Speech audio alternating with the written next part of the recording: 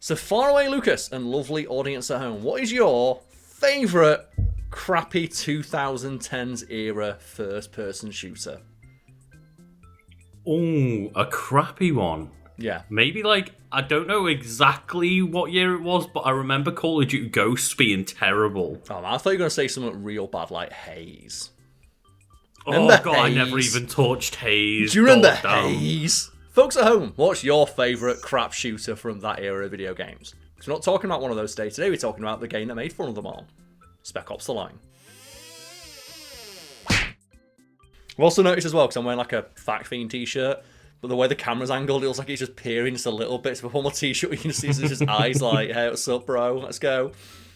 Maybe if I work out more, I think if I work out enough to get, the Rob Liefeld Captain America chest, the little fiend will just I was going to say, your chest would have to get so inflated to get all the way up there. Spec Ops the Line is a video game mostly noteworthy for crapping all over the usual hacky cliches of the military shooter genre that was just everywhere in the 2010s. And Lucas, do you miss that era of gaming? When everything was brown. Remember how brown everything was back then? The piss filter, and every game has to have a fucking gun in it, and every game cover is man with gun. That's the thing is, I don't miss most of it, of course, and I don't miss the visual aspect of it. However, there are some games which in that period of time, 2005 to 2010, are some of my favourite gaming multiplayer memories of Gears of War trilogy, the Halo 3 and Halo Reach, Call of Duty Modern Warfare 1 and 2. That's the thing, I'm making fun of it, but I played so much Modern Warfare 1 and 2. I played so much Modern Warfare 3. I played so much Modern Warfare Advanced Warfare. I played, Ghosts. I played all of them. Here's the thing. People might not know who's looking at me. I fucking love Call of Duty. And I hate that I love Call of Duty so much. Brian, I can't stop thinking about that game last night. I can't get it out of my head. Can you stop thinking about it? Can you stop? Can you stop yourself from remembering? Can you cease living it over and over? The torment, the humiliation, the sorrow, not being able to face your own children. Brian, you're a failure. I beat you, and I will beat you again. Do you like the Xbox One presentation where it's TV, TV, TV, Call of Duty, Call of Duty, Call of Duty? I was mad hyped for that because I love Call of Duty. And then they showed FIFA and Karl just turned off. FIFA's alright if you play FIFA the wrong way. I hate Ultimate Team and the fact that it's just give us money and buy cards. Let me play as Scunthorpe United, buy David Beckham, and then just put him on the bench as a fuck you.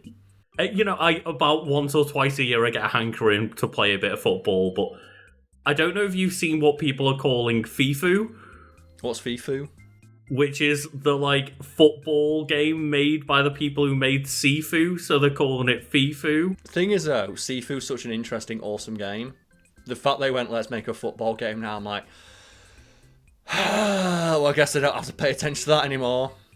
Well, it does look very different and interesting, if you watch a trailer for it.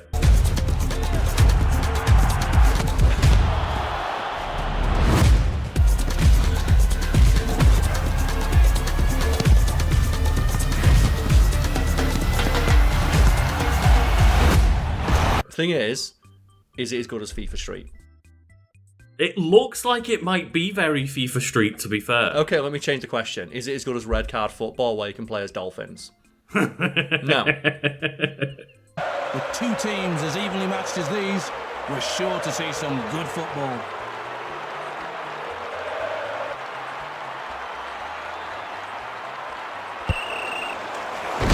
The children, they yearn for Red Card Football. Right?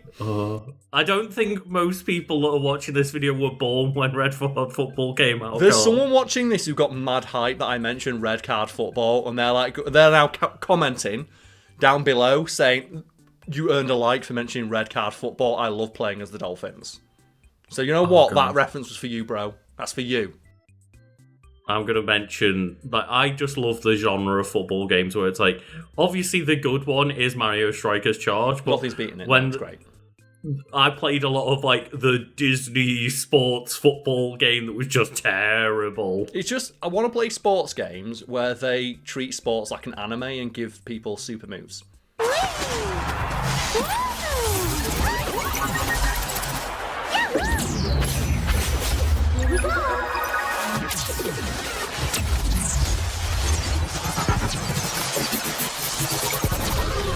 But we're not done with the intro, Lucas, because even though the writers of Spec Ops the Line went out of their way to make fun of all the trappings and tropes of the military shooter genre, that doesn't mean the rest of the people working on the game did, much to the annoyance of those same writers.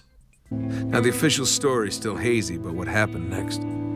All we know for sure is that the storms got worse. Much worse. Last thing we heard out of Dubai was that Conrad was leading a caravan of survivors out of the city.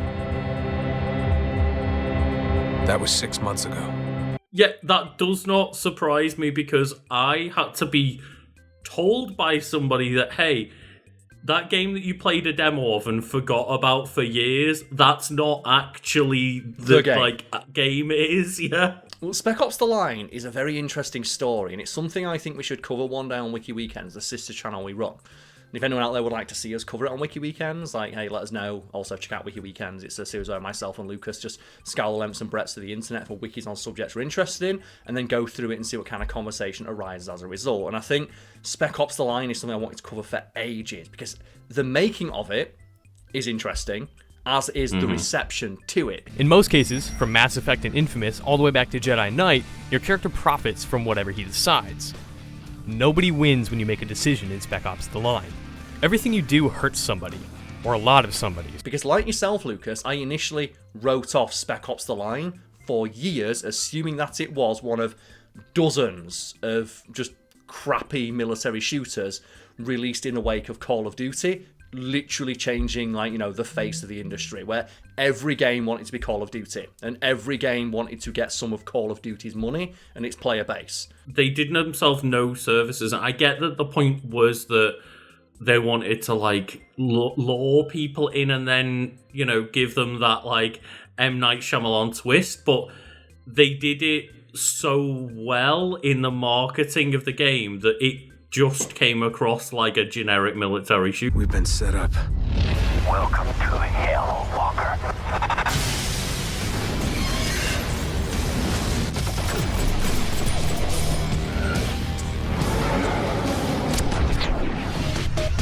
And I feel that in the era of Helldivers 2, Spec Ops the Line might have done better. Or at least it may have done better now that I'm older and more aware of the fact it's a piss take. Right? Yeah, but, like, as you say, the box was the generic box of, like, a guy with gun held in a silhouette with his back to the cover. Right? It was too close to what it was making fun of.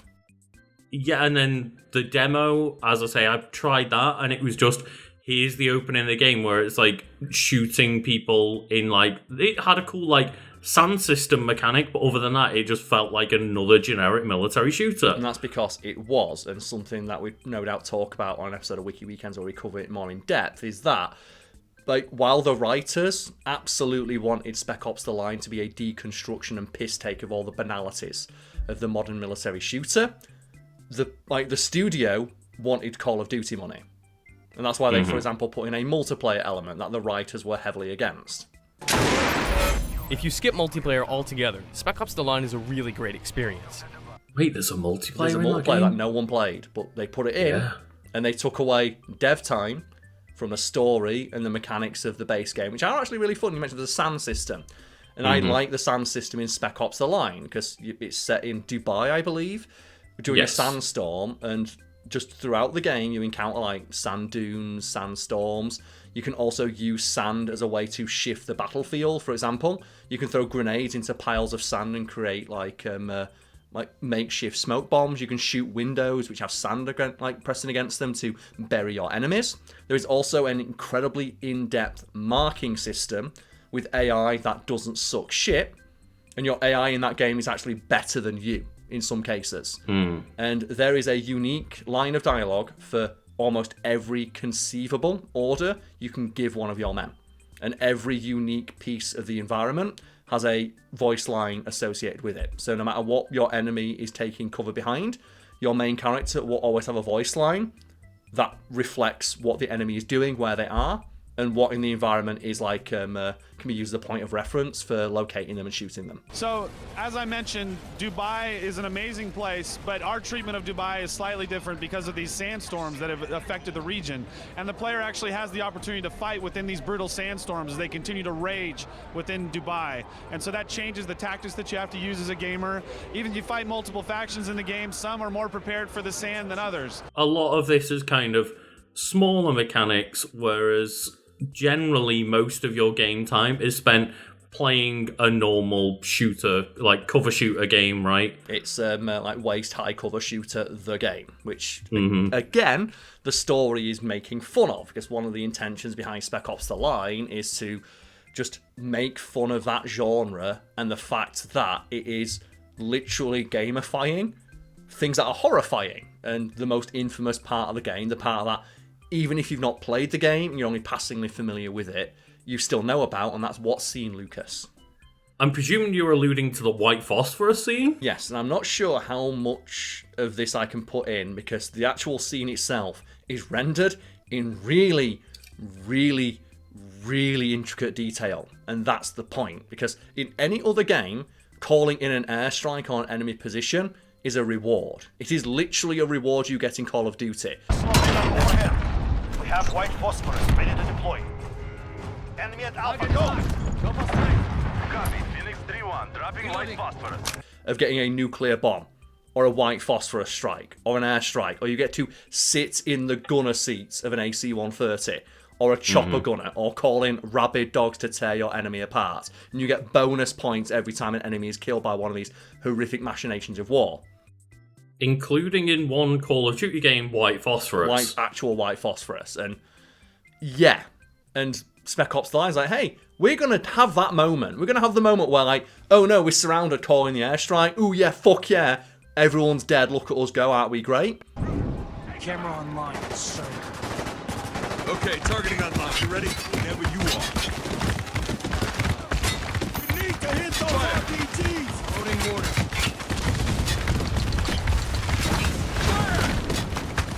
Mortar. Fire on my target. Stand by. Hummer disabled. And then we're going to make you, the player, actually see what the consequences of doing that is. I'm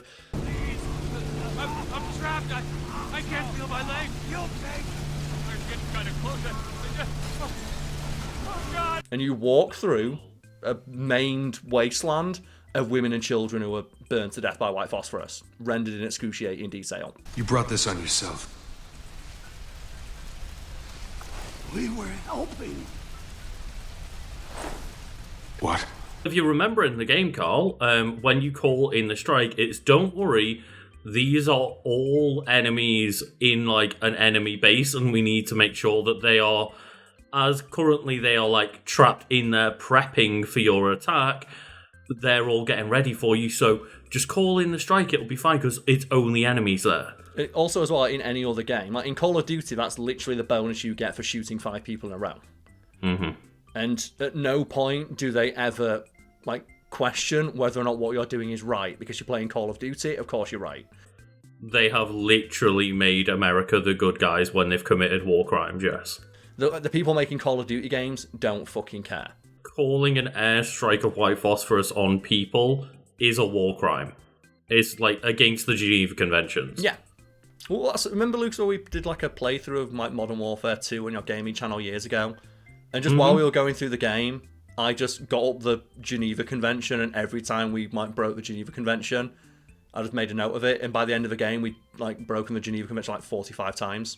And just nobody gives a fuck. An hour in my first playthrough. Oh, he shot a civilian. Definitely playing as an American. Yeah. This is the American soldier, all right. Kill the children. Kill them all. My favourite bit about this is there is actually an acceptable number of civilians you're allowed to hit. Like, that is brutal. What's more remarkable is that kill streak with the white phosphorus was years after Spec Ops the Line came out, showing how awful and how wrong it is to use. Yeah, and also, so like, you know, making a very poignant point about how the indiscriminate use of such a horrific weapon has consequences, but the game didn't really do well, so Call of Duty didn't care. And the example I always use in regards to Call of Duty pretending that they care is when they did like the Return to World War II, and I never got through the story of this game because it's the one Call of Duty I didn't play, because I was like, oh man, even as someone who plays this game, that leaves a bad taste in my mouth. And it's for the Return to World War II, where they went, well, do you know what we're going to do in this Call of Duty? We always like to push the envelope with our Call of Duty games. We did like No Russian. We did like the gas attack on London, released like, 2 years after an actual terrorist attack on London. In this World War II game, we're going to show you a concentration camp. Oh. And like in multiple interviews when they got asked of like, this is Call of Duty. Are you going to be respectful in showing this? And they're like, don't worry. Like, we're taking great strides to make sure that we don't, portray this in a way that's offensive. The very next week, they released a trailer for the multiplayer. It's like 5 dude bros drinking Red Bull going, fuck yeah, where's the sniper? Get me the flamethrower, bros, let's kill them all. And it's like, wow, you really care. Haven't you heard? Call of Duty is going back to World War II, baby. We gotta get the guys back together. Yeah, we do. But getting back to Spec Ops the Line, there is a running theme throughout the game that you are the bad guy, because you are playing as a generic military soldier man, and in any other game, your actions would not even be questioned. It would not even be hinted at in any sort of gameplay that you are in the wrong for what you are doing, because you are playing as America Shoot Man in a game made in America. But Spec Ops the Line takes an altogether different route, and throughout the game, your generic military dude bro shooter man slowly has a mental breakdown as the weight of their actions start to weigh down on them. Reinforcements will be here any second. We need to keep moving. But Walker, you're not even... I'm gonna make these bastards pay for what they've done. Now, are you with me or not? It isn't portrayed as you being the bad guy for a good solid portion of the game, and I think one of the biggest turning points is that White Phosphorus scene where just, you start to really realise what's happening, but there is hints beforehand where you'll start saying things, and like the AI companions that you got with you are like, hey, really? Are we... Yeah, and that's a command, soldier. And they're like, I guess. This was too much. Stop talking. What'd you just say? He means the smoke is toxic. Keep your mouth shut. Yeah, right. Jesus. Throughout the game, the mental deterioration of your main character, Captain Walker, is portrayed through gameplay. For example, I mentioned there's that marking system. Right at the start of the game, very professional. Very, just cold and calculating, and it's efficiency above all else. And it's like, take out that sniper, sniper is down, done.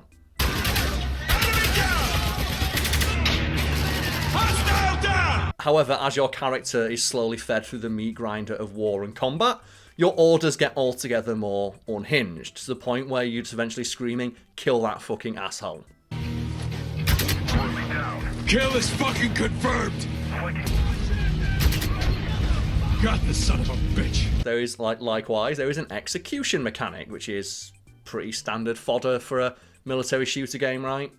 Yeah. And early on in the game, you're like, Captain Walker will dispatch the enemies with brutal efficiency, but will otherwise take no pleasure in the taking of a life. It is, it is done because it is a matter of routine. It is me or it is them. They're a combatant. They have a gun. They pose a danger to myself and my men. I must take them out. As his mental state deteriorates, he starts beating the fuck out of people and executing them in a way where he's trying to cause as much pain and suffering as possible, because he's a psychopath. Yeah, and ultimately, the big reveal is not actually shown until the very last few cutscenes of the game, right? But there is one moment, and I think it's just after you, make your way to the actual, remnants of the Phosphorus scene, and I think after that moment, you have a scene where, some big, heavy dude breaks through a wall, or, breaks through a big door or something, and if you get killed in that fight the first time that you die, instead of getting like the generic loading screen, all of a sudden there's like this harrowing white screen of like people dying, and it comes up with like, you're a monster, you know that, or something like that. Something to that effect. Which itself is a piss take of the Call of Duty kill screens, where they have like the quotes about war to try and make the game seem poignant. I saw that. Yeah! Oh no! Oh no! Goes. War. You were killed by a grenade. Watch out for the grenade danger indicator. That's a great quote. Can you just throw them back in single player? You can, yes. That's my favourite quote about war from Bertrand Russell. Like, watch out for the grenade indicator. That only happens one time when you die, the first time in that one battle. And it's just, most people will never experience that, but then I think not only that, if you come back, then the character is like changed in some way and is like meant to be your squad mate or something. And again, it's like a sign that like you can't trust what you're seeing. And I can't remember the exact details because it's been a long time, but I do remember hearing about that loading screen, which is just a literal blink and you'll miss it once in a playthrough opportunity to see. Yeah. A thing that you might notice more, but is nonetheless really cool, is just the splash screen at the start of the game, which opens up very generic, very of its time. And it is a sniper on top of a roof in Dubai, big American flag, as like Star Spangled Banner plays on electric guitar.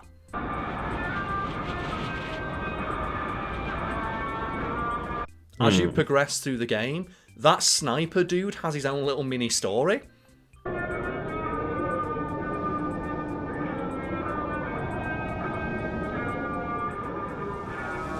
And you'll like, as you like, complete missions, like the flag that he's in front of gets more and more deteriorated. The city starts to fall apart, fires start, and by the end of it, that dude's just dead.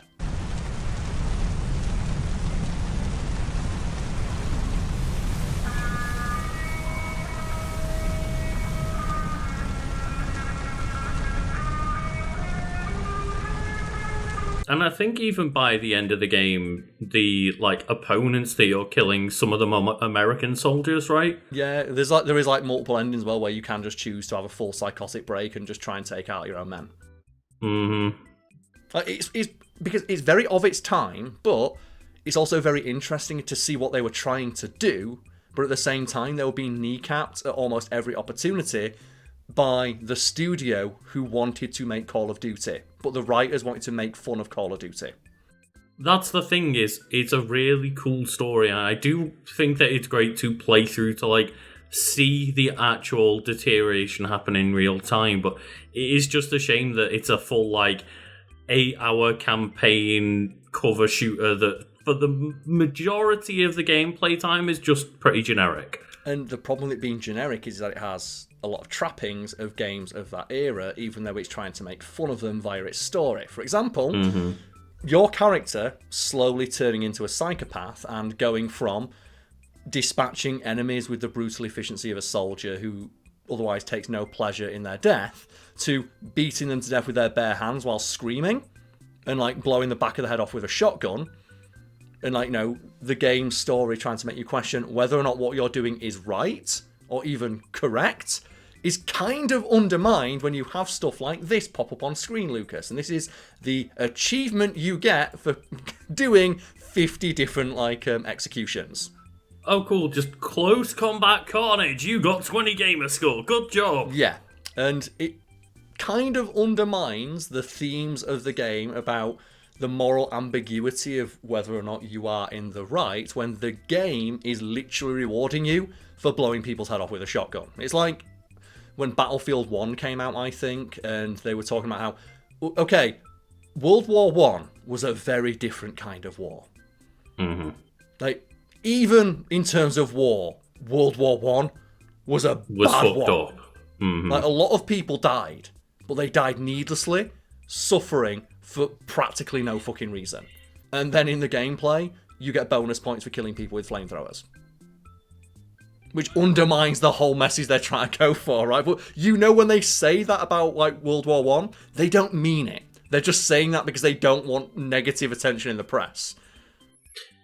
Yeah, and it is a very extreme example. I do agree that elements like that should definitely be toned down. But when there's people like complaining about ludonarrative dissonance and like Uncharted is a popular one, or like Tomb Raider, where it's like, oh, you're just meant to be exploring and finding artifacts and stuff, and you murder so many people. It's like, yeah, but it'd be a fucking boring game if you didn't. It doesn't stop it being funny though that Lara Croft breaks down in tears in like the reboot series after she kills one person.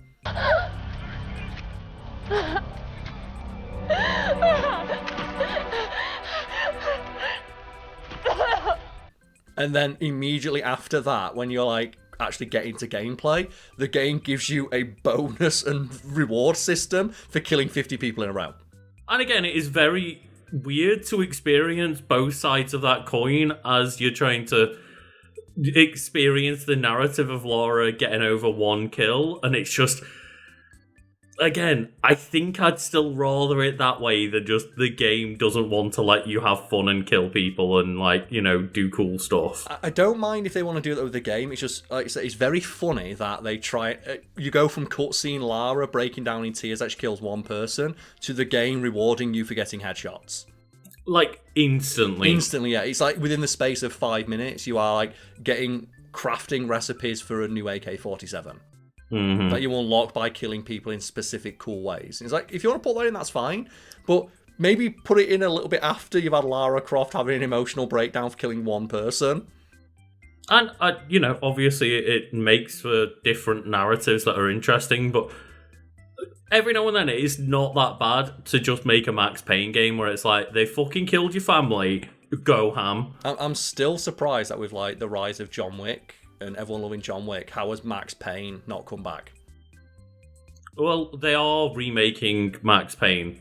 They should, because Max Payne is fucking awesome. There is that, but I'm surprised that we haven't had more games that are based around licenses like John Wick or The Punisher. Like, just, presumably, because no one gives a fuck about Max Payne 3 anymore, but if there's not someone out there who's jury-rigged a John Wick model into Max Payne 3, right? Because that game's awesome. Like, Max Payne 3 is so rad for the system of... It's an entire game that revolves around diving through the air firing 2 handguns at once.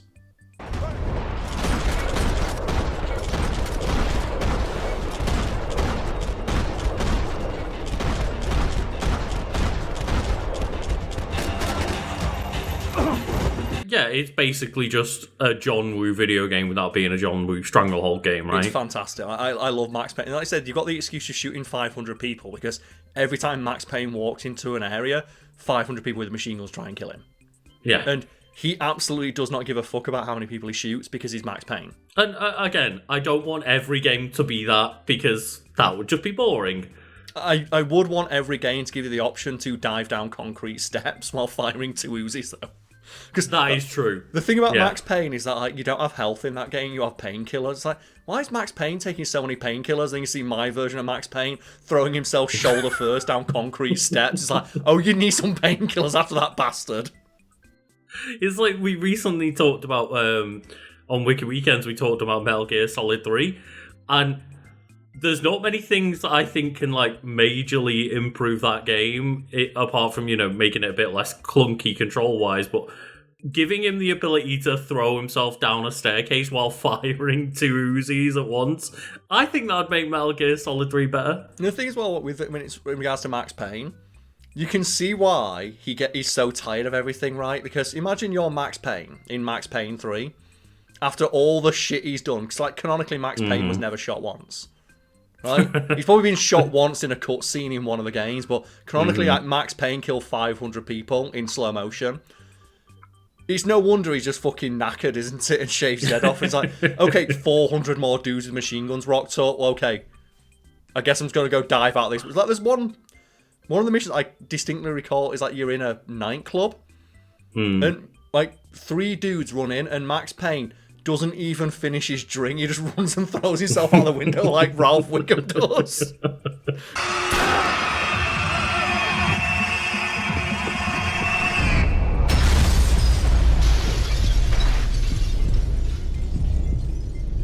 Because he's just like, well, I guess I'm going to throw myself out the window because that's what I always do.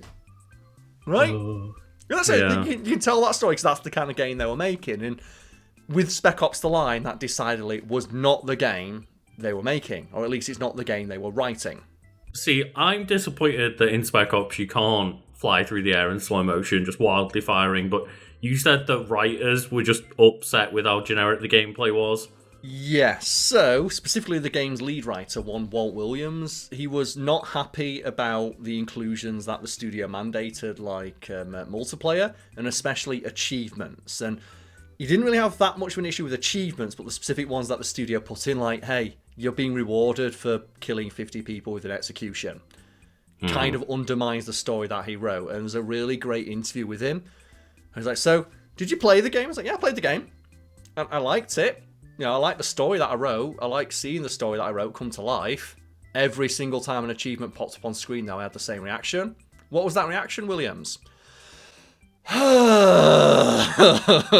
Which, you know what?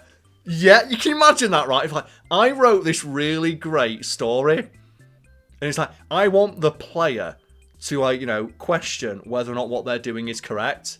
Oh, here's 50 points for doing 50 executions.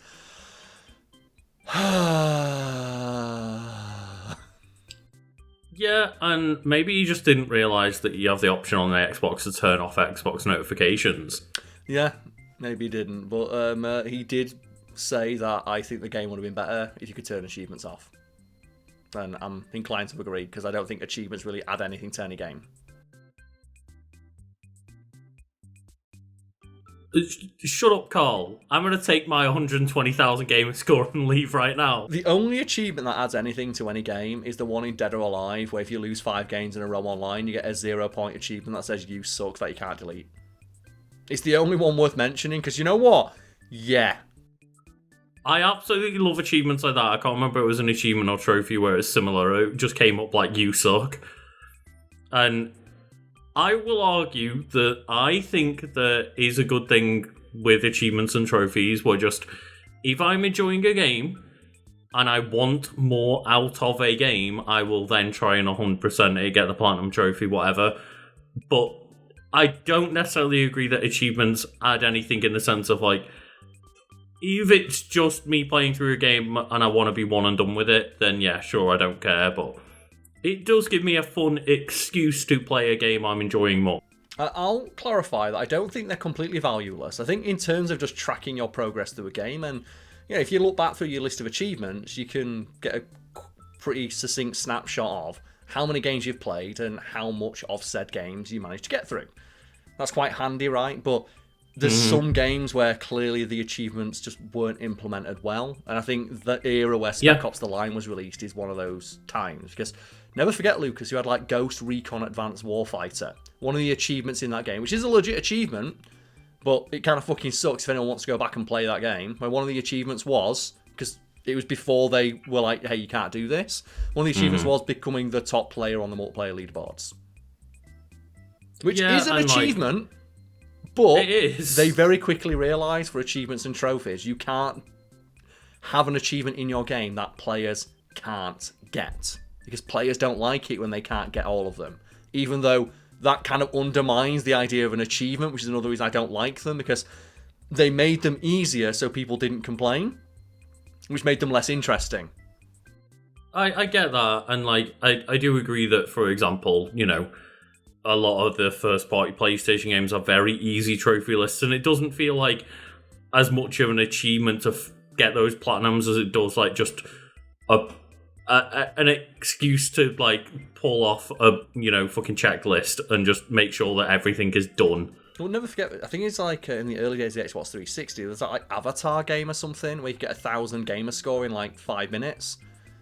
Oh, there's a huge, like, there's an entire genre of games of this developer is making money by making you get easy platinum trophies. Or just like, they made the game and then like when they sent it to Xbox, they said, now put achievements in. It's like, well, fuck it, just give them 100 gamer score for completing every level. Who gives a I early days, I questioned whether or not they knew what they were doing, but there were a lot of games that very intentionally put in an easy full 1,000 gamer score just because, hey, people will go and buy that game, or at least start talking about that game or after they've rented it for easy achievements. Because I mean, there was like a weird subculture of people who played games where like, they all cared about their Chivos and their trophies. And in that vein, Lucas, and I guess audience at home, is there like a platinum trophy or achievement that you are particularly proud of? Because the one for me is beating the original Ninja Gaiden 2 on Master Ninja difficulty. Because that is a fucking achievement. Anyone who knows, they know. And they know when I say the original Xbox 360 version, they know I earned that shit. Fairly simple so far. Alright, I'm just going to run. I'm not going to fight anything. I'm just going to run. And Lucas, you tell me when things start to get ridiculous. Oh, God. Oh, my word.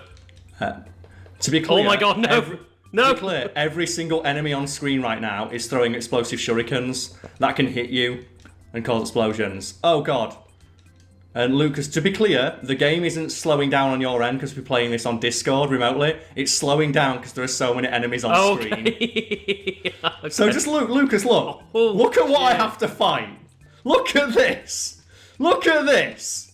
Look at it. And I'm just going to stand still now and not block and just watch what happens to Ryu. Oh my god.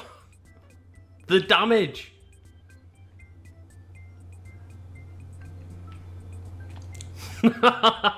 Yeah, for sure. And I can't think off the top of my head other than just saying something generic like the Mile High Club from Modern Warfare, right? That was fun. Do you know what? That was fun. And that's one of the things about anyone out there who's mad that we're criticising Call of Duty. It's like, I love Call of Duty. I just wish it would embrace how silly it is rather than trying to address serious topics or real world things that have happened, because they just don't have the talent to do it. And the fan base that they have cultivated, myself included, do not want to engage with it, because I'm embarrassed when I see them try and engage with real world topics, and then like the other half of the fan base refuse to admit that there's anything wrong with, for example, referencing real world things that people actually died during, or gamifying breaking the Geneva Convention. I'd rather them just admit, fuck it, it's set in the future. Or an alternate time. My pitch for a new Call of Duty game is, I want them to say, okay, this Call of Duty game is set during World War IV. I want to say, what happened to World War III? What about World War III? World War IV? We don't talk about World War III. Yeah. Or alternate history. Just like the Nazi zombie stuff. How is that not an entire game? Yeah, and it's one of the most interesting DLCs is an alternate history in one of the Assassin's Creed where it was George Washington becoming a King George Washington, right? Ubisoft decided, saw that and went, you know what we should do though? Let's just like painstakingly try to recreate actual history. It's like, but it's so boring. It's so boring. I'm not saying history is boring, but I mean their commitment to trying to make the games really historically accurate when all of their DLC is like, hey, why don't you play as evil George Washington? But then at the same time, none of the games are historically accurate enough because, like, it's either, you know, do it or don't. Because, like, Leonardo da Vinci wasn't inventing fucking super spy weapons for assassins. You know what I mean? And if you're going to have him invent stuff, but only go like at one step beyond, right? It's like, if you're going to have Leonardo da Vinci making, like, super weapons for assassins, have him make a fucking, like, I don't know, mech suit. Right? Well, he for the time period, he basically did. He gave you, like, a fucking glider with bomber features. Yeah. And it's like, if you're going to do that, just keep it up. Keep putting the weird shit in. But they seemingly wanted, like, it's like Call of Duty, of, like, trying to have their cake and eat it too, of, like, we want to get the good press for, like, you know, being really respectful of history and actual, like, you know, soldiers and heroes who died in these engagements. But at the same time, we want the dude bro fans who don't give a fuck about any of that and buy, like, cans of Monster for the double XP weekend. And I think the best example of what I'm talking about here is how split the fan base is for Call of Duty now. And you can just go look at, like, Black Ops 6 and the multiplayer for that, where just it seemingly split right down the middle between people who like the milsim stuff, where they like the really accurately recreated military shooter aesthetic, and they like seeing the cool guns, and they like seeing just like the tactical shit and the cool-looking dudes in military outfits, but then they go and put Nicki Minaj in and Homelander.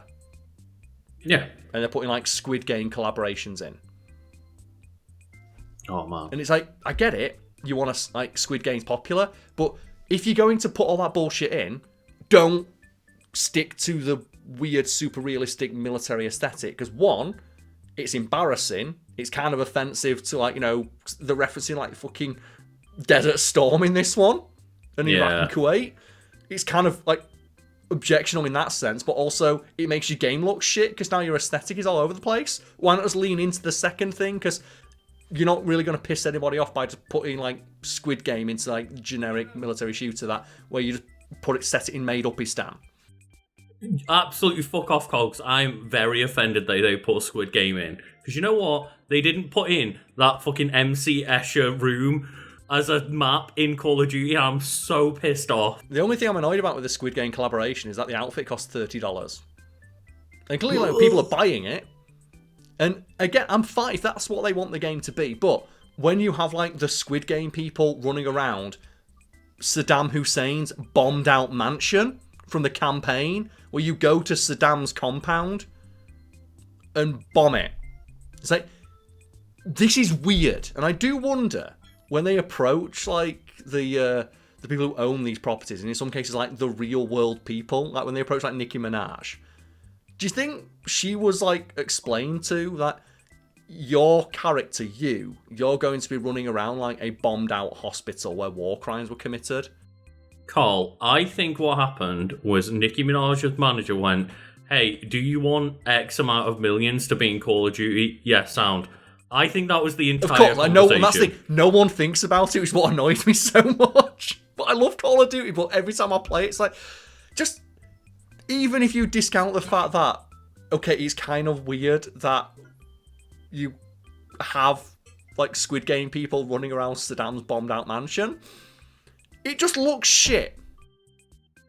Yeah, because they're not in the colourful staircase room. Yeah, they don't match the world that you have created, so why do you keep creating that world and then immediately populating it with Fortnite characters? Do you know when you play Fortnite now, or you look at Fortnite, and you see people playing like the generic Jones skin, and he looks really out of place because he's like generic shooter man. Mm-hmm. But he looks so out of place with what the aesthetic of the game is now. With like Godzilla and Hatsune Miku running around, or like Cell wearing Jordans. I will admit though, Peely nailed it day one. Yeah. But Jones, like is Jones, like he's the default Jonesy, character. I think. Like, I think it's Jonesy. How out of place does he look? Because he was from when the game had a very different aesthetic. And that's what I think of Call of Duty now, where Call of Duty still has that weird, super realistic military look, but they immediately abandon it every time they release a new game because they know what sells is crazy, loud, colourful bullshit. So why even... What is the point of, like, accurately modelling Ronald Reagan in one of your games if, in the multiplayer, you're just going to have me run around as John McClane shooting at King Kong? It's very funny because obviously it was an announcement that kind of hit the more broad news and audiences, because Destiny 2 has had a lot of collaborations, but there was recently one where they announced a Star Wars one, and it's like, hey, you're going to be able to buy like Stormtrooper-esque armors, like different Stormtroopers, to put on your 3 different classes. Like, you're going to have like a mini Death Star as your little ghost companion. You're like... your spaceship can be like a TIE fighter or something. It's like, that actually fits in quite well with the sci-fi universe of Destiny, and people are like, oh, Destiny's gone so silly, it's so weird. And I'm like, you clearly haven't been paying attention, because like 3 years ago they let me dress up like the fucking Witcher. And I don't mind stuff like that, but it's so weird with Call of Duty that they refuse to abandon the hyper-realistic military shooter aesthetic, except for when it comes to selling the DLC for the multiplayer, at which point they instantly abandon it. Like, at which point, why even bother? Why bother putting it in if you're not going to commit to it for the multiplayer? I think it's way weirder to me to do it in a game series like Call of Duty, where Destiny, it's just, hey, it's been silly and stupid for fucking years. Like, Skeletor was in one of these games, Lucas. Skeletor was in the... You can have Skeletor shooting Homelander But with a series that has like a yearly refresh, they go back to the starting point every single year and pretend like it's normal again. Yeah, and the starting point is super realistic. It's to the point where, like I said, the fan base is completely split down the middle. It's like, if you want to do like the milsim stuff, I don't mind that. I don't mind if you want to do the but just the clash is so it gives you such tonal whiplash. And as I say, I think it's just so much more extreme because we experience it year on year on year. Yeah, whereas like Fortnite has been like 10, 15 years of building up, where yeah, if you look at like Fortnite from 10 years ago and Fortnite now, it does look very different, but it built so slowly. Like I said, we Call of Duty every year as a refresh, where it's like back to the drab grey military shooter, and then within like a month, there's like, okay, here's the Army Man skin. I think like even like day one, it was Nicki Minaj. It's like, oh my god, okay, like, yeah. The newer one's so weird, where like the Squid Game thing of like you're running around the Squid Game maps. Okay, sure. No, you're not, Karl. You're not running around Squid Game maps. You're running around maps with Squid Game characters. But then like, okay, but who am I shooting with the Squid Game character? Okay, there's someone dressed like a dragon. And then like every like gun DLC that you get fires lasers and stuff. As like the Uwu pack with anime shit on there. It's like, make that game. You like clearly you want to make that game. Make that game. But then if they made that game, then A, as you say, it'd piss off half the fan base, and B, they wouldn't be able to sell you it all as extra DLC stuff. Yeah. Like also the thing you do, the next Call of Duty, just set during World War IV. I can't wait for the Spec Ops The Line remake where you get to run around as Hatsune Miku instead. It'd be great. Well, the thing is, if they remade or made another Spec Ops The Line, it probably would reference that aspect of the, like, obviously the game was a response to the military shooters of that era.